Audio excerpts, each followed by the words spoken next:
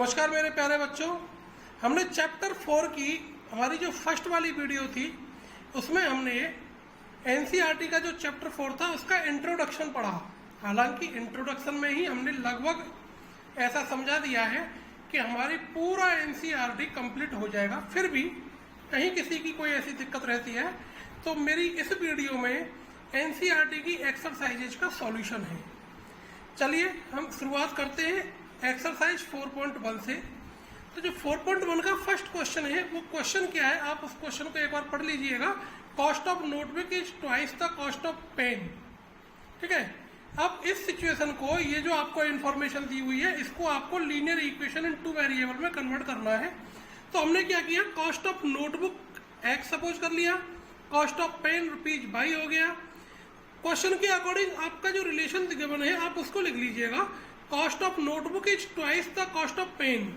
Notebook क्या है, x, etch का मतलब इजकल टू, ट्वाइस का मतलब 2 इंटू, पेन का मतलब बाई, तो एक्स इजकल टू 2 बाई, यानी 2 बाई का सब्सटीट्यूट करके आप इधर लाएंगे तो x minus 2 y equal to 0। It is the equation. Question number second क्या है, उसमें आपको इसके 6 पार्ट्स दिए हुए हैं, 7। तो उनमें क्या है कि आपको स्टैंडर्ड फॉर्म में लिखने हैं, यानी ax plus B Y plus C equal to 0 की फॉर्म में लिखना है और फिर उनमें से आपको ए बी सी को फाइंड आउट करना है। देखिए मैंने यहाँ पर कुछ पार्ट को सॉल्व किया है, जैसे मैं फर्स्ट वाले पार्ट को आपको बता रहा हूँ। यहाँ आप देखेंगे स्टैंडर्ड फॉर्म क्या है, इक्वल टू में 0, बाकी के जो तीनों टर्म है वो हमारे लेफ्ट हैंड साइड पर हैं। तो ये जो 9.35 का बार है, इस पूरे टर्म को उठा करके हम इधर ले आए। फिर compare with ax plus B Y plus C equal to 0। आपको ये डिसाइड करना पड़ेगा कि इक्वल के उधर 0 रह जाना चाहिए। ओके, सीधी सी बात आप ऐसे करके समझ लीजिएगा इसको। अब आप देखेंगे इससे जब हम इसकी कंपेयर कराएंगे तो a equal to 2, b equal to 3 and c equal to 9.35। Similarly मैंने अब फोर्थ वाला पार्ट लिया है क्योंकि सेकंड और थर्ड ऐसे ही है। x इक्वल टू 3y, तो 3y का सब्सटीट्यूट करके अपन इधर ले आए, इक्वल टू 0। अब आप देखेंगे इसमें x वाला टर्म है, y वाला टर्म है, लेकिन कांस्टेंट टर्म नहीं है। तो कांस्टेंट टर्म के लिए हम क्या करेंगे, इस इक्वेशन में प्लस 0 कर लेंगे। क्या कर लिया हमने, प्लस 0। अब आप इससे इसकी कंपेयर करा दो, compare with ax plus B Y plus C equal to 0 से। तो x का कोफिशिएंट क्या है, यहाँ पर कोई कोफिशिएंट नहीं है तो 1। तो x की वैल्यू क्या हो गई, a की वैल्यू हो गई हमारी 1, y की वैल्यू विद साइन ली जाएगी -3 और c की वैल्यू 0। अब आप इसका 6th वाला पार्ट समझ लो, 3x प्लस 2 इक्वल टू 0। इसमें आप देख रहे हैं कि y वाला टर्म नहीं है कहीं पर, तो हमने क्या किया, 0 इंटू वाई यानी 0y हमने लिख लिया। क्लियर है ना। तो 0y को जब हम यहाँ लिखेंगे और फिर आप इससे कंपेयर कराइएगा, compare with ax plus B Y plus C equal to 0 से। तो value of a equal to 3, value of b equal to 0, यानी b is the coefficient of y and c equal to 2। Clear. अब चलिए exercise 4.2, y equal to 3x plus 5 has. अब इसमें 3 parts दिए हुए, unique solution, 2 solution, infinitely many solution. जब मैंने introduction वाली मेरी जो पहली वाली वीडियो है आप उसमें देखेंगे, मैंने कहा है कि every linear equation has infinitely many solutions. तो ये जो इक्वेशन है हमारा कैसा है, लीनियर इक्वेशन है। ओके, तो इसके कितने सॉल्यूशन हो गए, इनफिनिटली मेनी सॉल्यूशन। तो इसका पार्ट 3 हमारा सही हो गया। अब क्वेश्चन नंबर सेकंड क्या है, सेकंड क्वेश्चन में find 4 solution of each of the following linear equation in 2 variable. नीचे कुछ लीनियर इक्वेशन दिए हुए हैं, मैं आपको एक पार्ट इसका सॉल्व करके बता रहा हूं, बाकी के सारे पार्ट आपको ऐसे ही करने। मेरा जो फर्स्ट पार्ट है 2x plus by equal to 7। तो हम सबसे पहले क्या कर लेंगे, यहाँ पर y की value in the term of x में फाइंड आउट कर लो। यानी ये जो 2x है इसको उठा करके सब्सटीट्यूट करके मैं इधर ले आया। अब मैंने कहा था कि x और y दोनों की जो वैल्यू है वो कुछ भी हो सकती है, रियल हो सकती है, मैनी इनफिनाइट वैल्यूज होती हैं। तो आप यहाँ पर कुछ भी पुट करिए। मैंने देखो फर्स्ट पुट किया है एट x इक्वल टू 0, तो मैंने 0 पुट किया। तो y की वैल्यू 7 माइनस 2 इंटू 0, तो 7 माइनस 0 इक्वल टू 7। तो हमारा जो सॉल्यूशन बना क्या बना, पहले हमेशा x की वैल्यू लिखनी है सॉल्यूशन में, बाद में y की वैल्यू जो आएगी। तो 0, 7 ऐसे ही हमने 1 पुट करने पर 1, 5 आ गया। 2 पुट करने पर 2,3 आ गया, 3 पुट करने पर 3,1 आ गया। आप इस टाइप से बाकी के पार्ट्स को भी सॉल्व कर लेंगे। Question number 3, check which of the following are solutions of this equation and which are not. तो नीचे कुछ पार्ट्स दिए हुए हैं, ठीक है, 5 पार्ट दिए हैं इस क्वेश्चन के, 5 सॉल्यूशंस दिए हुए हैं। वो हमें बताने हैं कि वो इस इक्वेशन के उनमें से कौन कौन से सॉल्यूशन है, कौन कौन सॉल्यूशन नहीं है। तो जैसे हमारे पास फर्स्ट वाला पार्ट है, तो हम क्या करेंगे, ये जो वैल्यूज हैं यहाँ आप देखेंगे अकॉर्डिंग टू 3rd चैप्टर, ये जो वैल्यू है किसकी है, एक्स की, ये वैल्यू किसकी, वाई की, ठीक है। तो ये जो वैल्यूज हैं दोनों एक्स और वाई की, इनको हम लेफ्ट हैंड साइड में पुट कर लेंगे, या यूं कहते हैं कि आप दोनों साइड में ही पुट कर लीजिएगा, जैसे आपको अच्छा लगे। अगर एक्स और वाई दोनों साइड में दे रखे हैं तो दोनों साइड में पुट करना पड़ेगा, है ना। और ये पुट करने पर हमारा LHS और राइट हैंड साइड यानी RHS दोनों की वैल्यू सेम आ जानी चाहिए, तो ये सॉल्यूशन होगा, अदरवाइज सॉल्यूशन नहीं होगा। तो हमने देखो x की वैल्यू 0 पुट की, -2 इंटू वाई की वैल्यू 2 पुट कर ली, तो 0 -4, तो क्या आ गया -4 इक्वल टू में क्या है, प्लस का 4, है ना। तो LHS is not equal to RHS, so it is not solution of this equation. ऐसे ही आप 2nd, 3rd, 4th, 5th part को पुट करके देखेंगे तो उनके आंसर्स मैंने यहाँ पर लिख दिए हैं, आपको चेक खुद करने हैं, ठीक है। जैसे 2nd वाला पार्ट नो है, 3rd yes, 4th no, 5th no. अब इसका क्वेश्चन नंबर 4th क्या है, to put x equal to y and y equal to 1। Question में दिया हुआ है if x equal to 2 and y equal to 1 is the solution of given equation 2x plus 3y equal to k, then find the value of k। ये equation हमें given में है, तो उस इक्वेशन में हमने क्या करना है, सीधे से लिख देंगे to put x equal to 2 and y equal to 1 in given equation. तो x के प्लेस पर 2, y के प्लेस पर 1 पुट करने पर k की वैल्यू क्या आ जाएगी अपनी 7। ओके, अब आप देखिए एक्सरसाइज 4.3 में फर्स्ट वाला question, draw the graph of each of the following given linear equation in 2 variables. नीचे कुछ आपको इक्वेशंस दिए हुए हैं, 4 इक्वेशंस हैं इसमें, और उन 4 के आपको ग्राफ्स ड्रॉ करने हैं, ठीक है। तो हमने क्या किया, मैंने फर्स्ट वाला पार्ट ले लिया, x plus y equal to 4। तो आपको क्या करना है, यहां पर हमें पहले 2 पॉइंट्स को फाइंड आउट करेंगे, यानी x की कुछ भी वैल्यूज ले लीजिए आप। जैसे मैंने x इक्वल टू 1 ले लिया और 1 पुट करने पर इसको सॉल्व किया तो y की वैल्यू 3 आ गई। फिर मैंने x इक्वल टू 3 ले लिया, y इक्वल टू 1 आ गया।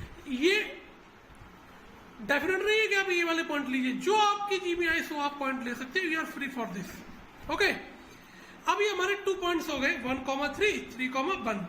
ये हमने ग्राफ को ड्रॉ कर लिया, ऐसा हमारे पास ग्राफ होगा।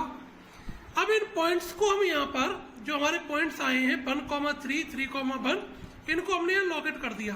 देखो 1 x पर 1 चले, y पर 3 चलना पड़ेगा, 1 के ऊपर x पर 3 चलेंगे, y पर फिर 1 चले यहाँ। ये हमारे 2 पॉइंट्स हो गए, एक पॉइंट ये हो गया, दूसरा पॉइंट हो गया। अब हमने क्या किया, इन पहले दोनों पॉइंट्स को ज्वाइन कर लिया, आराम से आप ज्वाइन कर लो, फिर सीधी एक स्ट्रेट लाइन ड्रॉ कर दीजिएगा।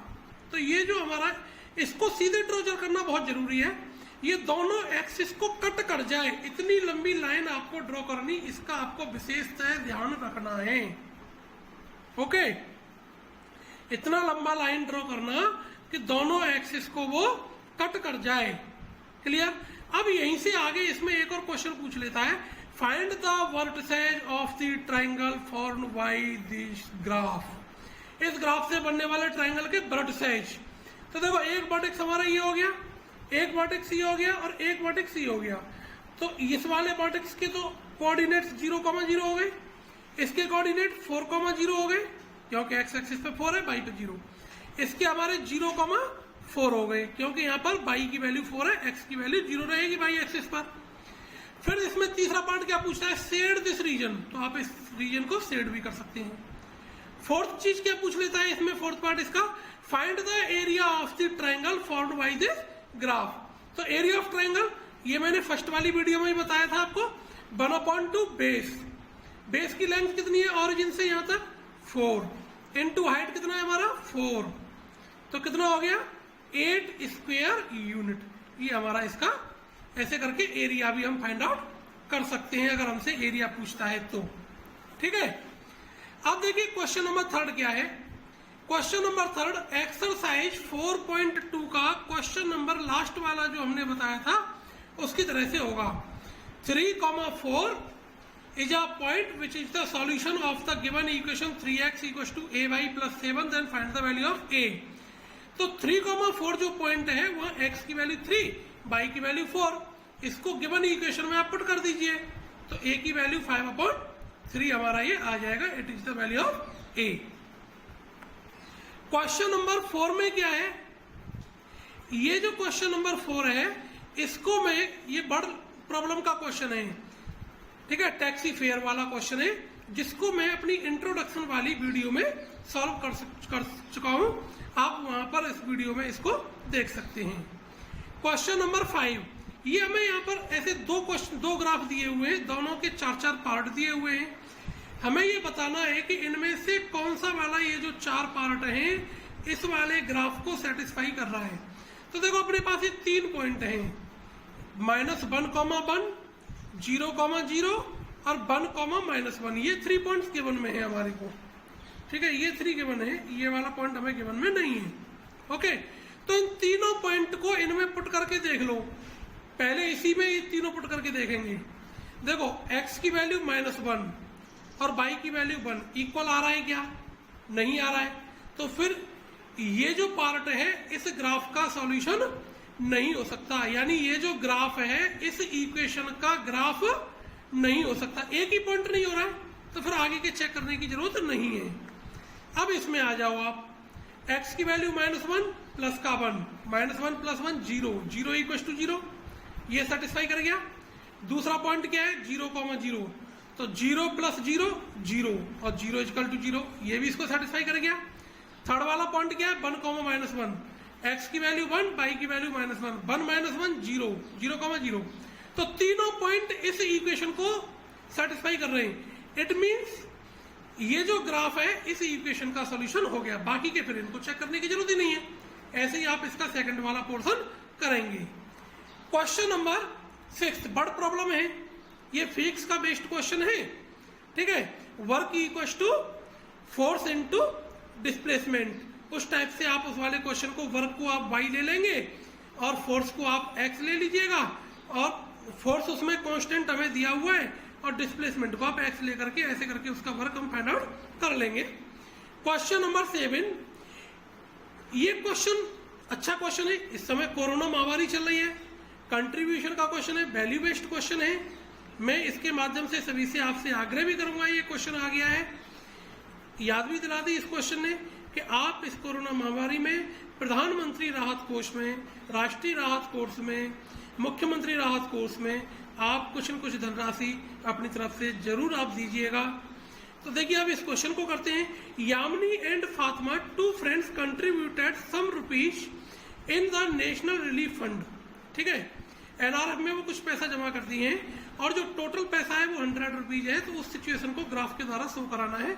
Late Yamini contributes x rupees and Fatima contributes y rupees. तो टोटल दोनों का कितना है और ड्रॉप आप इसका ड्रॉ कर ही लेंगे। 8th क्वेश्चन बड़ा अच्छा क्वेश्चन है। देखिए कुछ कंट्रीज ऐसे हैं, कनाडा है, अमेरिका है, ऐसे कंट्रीज में टेम्परेचर को फ़ारेनहाइट में मेजर किया जाता है। और अपना जो देश है, भारत है, नेपाल है, चीन है, पाकिस्तान है, इन देशों में डिग्री सेल्सियस में हम टेम्परेचर को मेजर करते हैं। तो it is the relation between Fahrenheit and degree Celsius. या फिजिक्स में ही पढ़ते हैं, 1 degree Fahrenheit equals to 9/5 × degree Celsius + 32। Okay, तो ये F इक्वल्स टू इतने। तो इसको हमने क्या कर लिया, फ़ारेनहाइट को y सपोज कर लिया, डिग्री सेल्सियस को x सपोज कर लिया। तो ये हमारा linear equation in the term of x and y बन गया। फर्स्ट वाले पार्ट में इसका ग्राफ ड्रॉ कराना है, ग्राफ ड्रॉ कर लेंगे। सेकंड वाले में, थर्ड, फोर्थ में इसके आंसर्स पूछ रहा है। तो देखो डिग्री सेल्सियस दिया हुआ है 30 डिग्री, तो फ़ारेनहाइट की वैल्यू पूछ रहा है। डिग्री सेल्सियस का मतलब x = 30, तो y = ये आ जाएगा। ऐसे करके आपको 86 आ गया। ऐसे करके आपको इसके सारे आंसर्स निकाल लेने हैं। एक्सरसाइज जो 4.4 है मेरी जो इंट्रोडक्शन वाली वीडियो सबसे लास्ट में मैंने लाइन पर रिप्रेजेंटेशन और कार्टेशियन प्लेन में रिप्रेजेंटेशन बताया है। 4.4 के दोनों क्वेश्चन ठीक उसी प्रकार से हो जाएंगे। Thank you.